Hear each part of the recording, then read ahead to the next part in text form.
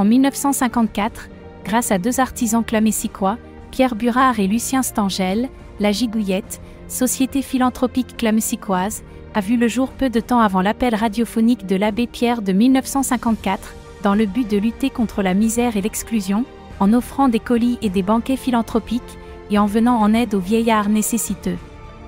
À ces fins, la Gigouillette organisa différentes manifestations à Clamecy, telles que la fête de la butte, le ramassage de ferraille, de vieux papiers et chiffons, des vides-greniers, des banquets et des voyages pour les aînés, des courses cyclistes, des lotos, etc. La Gigouillette a compté jusqu'à 400 membres, aucune cotisation n'est imposée, chacun donne ce qu'il veut. Les membres de l'association reçoivent tous une insigne, appelée Gigouillette, constituée d'un taste-vin de la faïencerie Colas de Clamecy, dont les dimensions correspondent au grade de l'intéressé, chevalier, officier, grand officier, commandeur. La Gigouillette est intervenue ponctuellement dans le domaine de l'hébergement, de l'accès à l'énergie et au voyage de court séjour, de l'accompagnement social et du logement d'insertion, principalement à Clamecy ou dans le reste des Vaudionnes. L'association eut toujours une forte activité, mais dans les années 1990, elle se vide alors progressivement de ses bénévoles. Le président successeur, Bernard Stangel, met fin à la société philanthropique le 4 février 2009. À cette occasion, la Gigouillette passe le relais à l'association locale, les Restos du Cœur. La ville de Clamecy retrace l'histoire de la société philanthropique de la Gigouillette via une exposition dans les caves du Centre culturel Romain Rolland, du 23 août au 23 septembre 2024. Cette exposition, Amitié, bonté, camaraderie, retrace les 75 ans de l'histoire de la Gigouillette en mettant en lumière les valeurs de solidarité qu'elle a véhiculées. C'est dans cet esprit d'amitié, de bonté et de camaraderie que la société scientifique, la ville de Clamecy et Radio Flotteur FM ont travaillé avec bien d'autres personnes pour réaliser cette exposition, composée de nombreux textes, objets, photos. Ce lundi 26 août 2024 à 18h, c'est le vernissage de l'exposition. Le 25 juillet 1966, Pierre Burard écrivait dans le livre d'or « À ma gentille filleule Laure Stangel, je ne peux que lui souhaiter longue vie, des jours heureux. C'est le seul vœu que souhaite le vieux président de la Gigouillette, vieil ami de son grand-père Lucien Stangel, fondateur de la Gigouillette en 1954. Plus tard, mon grand-père Lucien, déjà un peu âgé pour ramasser la ferraille, m'initie à la quête. J'avais 6 ans et je me rappelle bien cette première fois. Une boîte en fer à la main dans laquelle une pièce avait été glissée pour s'annoncer bruyamment. Il nous arrêta à mon oncle Benjamin et me dit d'entrer en allant bien jusqu'au fond de la salle. Je me retournai et lui demandai « Mais je dis quoi ?» Et là j'entendis cette petite phrase que scandaient les gigouilleux. « Une petite pièce pour les petits vieux, s'il vous plaît. » Au vu des sous que je ramassais, je ressortis joyeuse et ma boîte plus lourde, prête à attaquer la butte du Creux-Pinson, où mon grand-père ne manqua pas de cogner à chaque porte. Alors, bien sûr, avec le temps, j'ai fait ma vie et mon engagement s'est étiolé.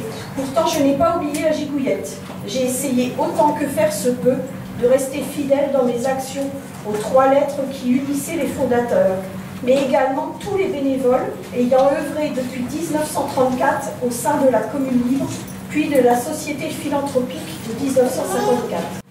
Aujourd'hui, beaucoup sont partis, mais j'aime à penser que d'où qu'ils soient, dans leur dernier sommeil, ils voient bien qu'à leur mort a bien survécu l'esprit de la Gigouillette, pour les bons vieux et moins de malheureux, car la Gigouillette, comme dans leur chanson, est bâtie sur pierre, et qu'avec vous tous réunis, et parlant d'elle encore et encore, elle ne périra pas. Depuis 1934, une bande d'amis qui ne se prenaient pas au sérieux décidèrent de donner le sourire à ceux qui l'avaient perdu et de le faire très sérieusement.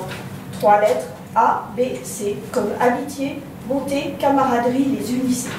Je lui donne simplement l'occasion à ce taste-vin d'avoir une forme de reviviscence, un mot un petit peu à la mode, ou tout du moins de renaissance, juste pour un instant, compte tenu que c'est l'objectif aussi de cette exposition, de faire revivre ce qu'ont vécu nos aïeux, et c'est surtout d'essayer de vous faire passer un mot-clé qui était la vertu justement qu'ils essayaient d'avoir, qui est un mot qui disparaît un petit peu dans notre société aujourd'hui, qui s'appelle l'humanisme.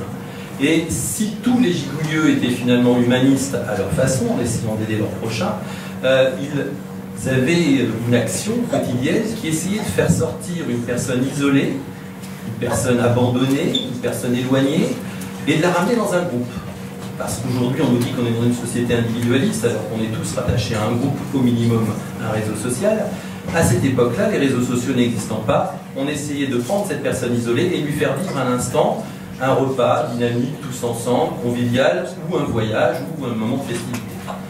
Cette vertu, finalement, que la Gigouillette a essayé de mettre en place, elle la faisait, comme vous allez le voir, avec le besoin financier d'organiser des événements, et à chaque événement qu'ils ont essayé de remettre en place, ils cherchaient à lui donner du sens à cet événement. C'est-à-dire que, contrairement à ce qu'ont dit beaucoup de journalistes dans certains articles que vous avez pu voir, c'était pas uniquement une bande de joyeux drills qui se tapaient sur la panse en se tapant des gueuletons.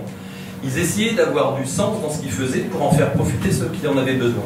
Et ce mot sens, si on voulait jouer un petit peu avec, on pourrait lui donner deux axes de lecture. Non seulement un axe de lecture horizontal, où il y a, dans l'horizontalité, il y a une forme de fresque chronologique, et c'est un peu le but de cette exposition. Cette fresque chronologique qui commence avec les années 30, 1934 pour être précis, où on s'aperçoit que les jardins de la butte du Clopinçon sont les premiers moments où on commence à partager, à faire des échanges, du troc de surproduction potagère, et c'est ce qu'on appellerait aujourd'hui dans le domaine de l'aide alimentaire ou de l'aide sociale, c'est ce qu'on appellerait les jardins partagés. 1954, haute date avec un 4, c'est naturellement l'institutionnalisation de la Gigouillette avec son inscription en tant qu'association, et puis on pourrait dire finalement 2024, année de commémoration, en espérant pourquoi pas un jour quelqu'un se propose de faire une autre commémoration sur un autre schéma où la Gigouillette réapparaîtrait. Juste un petit peu de verticalité, la fonction même du gigouilleux, c'était d'aider ces personnes à retrouver justement un axe vertical, c'est-à-dire ces personnes qui commençaient à avoir le dos qui se voûtait par le poids des années ou les difficultés de la vie, eh bien on lui réoffrait de la dignité en lui donnant l'occasion d'avoir les pieds bien ancrés au sol et le torse qui se bombe un petit peu plus. Je suis heureux, au nom de la municipalité, de vous accueillir dans les caves du Centre culturel Romain Rolland pour inaugurer une exposition consacrée à une ancienne association qui a véritablement et durablement marqué son époque. La Société philanthropique de la Gigouillette. Créée en 1954 par Lucien Stangel et Pierre Burard, elle avait, dès son origine, l'ambition de venir en aide aux plus démunis de notre territoire. Personne ne jugeait, on aidait. Pour ce faire, de nombreuses actions et manifestations avaient lieu. Fête de la butte, collecte de ferraille, tout était prétexte à collecter ou gagner de l'argent et lutter contre la pauvreté. Les membres de cette association étaient en permanence habités par la joie à la fois de faire société, de créer du lien entre les hommes et de développer en chacun l'esprit de solidarité. Pour l'ensemble de ces actions, nombreux sont celles et ceux qui se mobilisaient. Ouvriers, commerçants, chefs d'entreprise, c'est le territoire entier à l'unisson qui se mobilisait autant que nécessaire. Après Lucien Stangel, son fils Bernard, père de Laure et de Kilian, avait repris le flambeau de la Gigouillette, mais le temps passant et les bonnes volontés s'épuisant, l'association avait été dissoute en 2009, après de très nombreuses années au service des autres. Laure souhaitait mettre en avant cette très belle initiative à travers une exposition, dans la mesure où elle possédait de nombreux documents et objets de l'association. Et la municipalité a immédiatement adhéré à cette idée. Nous souhaitions l'un comme l'autre pouvoir mettre en place cette exposition rapidement, tant qu'il restait des membres de l'association, et tant que Bernard était encore vivant. C'est un hommage que la ville souhaitait pouvoir lui rendre. C'était pour nous l'occasion de le remercier, de souligner l'engagement d'un homme qui a passé une bonne partie de sa vie à aider les autres. Malheureusement, le destin ne nous en a pas laissé le temps.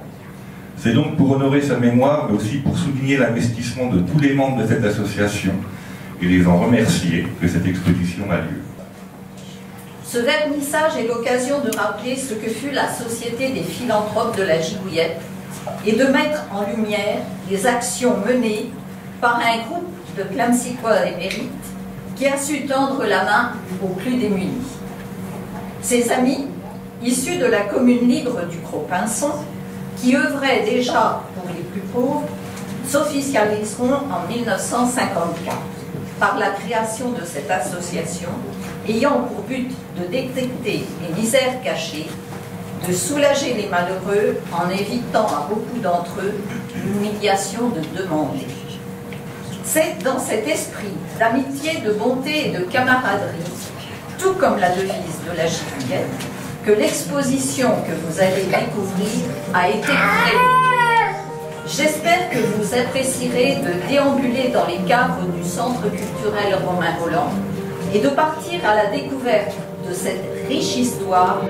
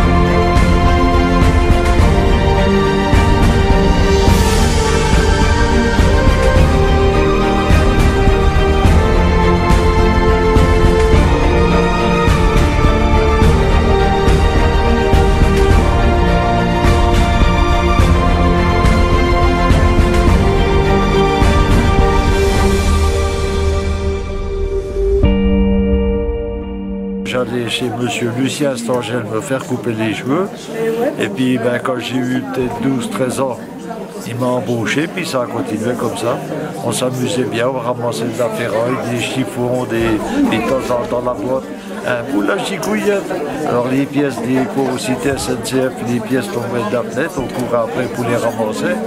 Ah mais on a fait des bonnes années.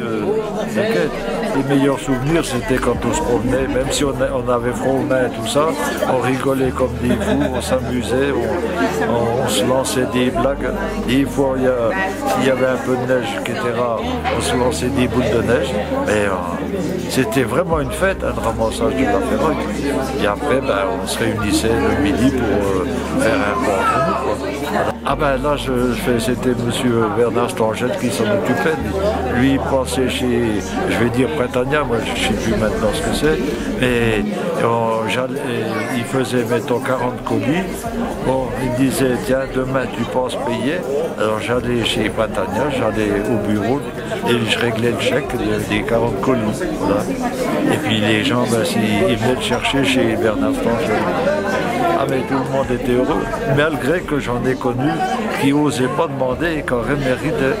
Ils avaient honte. Et Bernard il me disait les gens étaient contents, ils te disent merci. Voilà.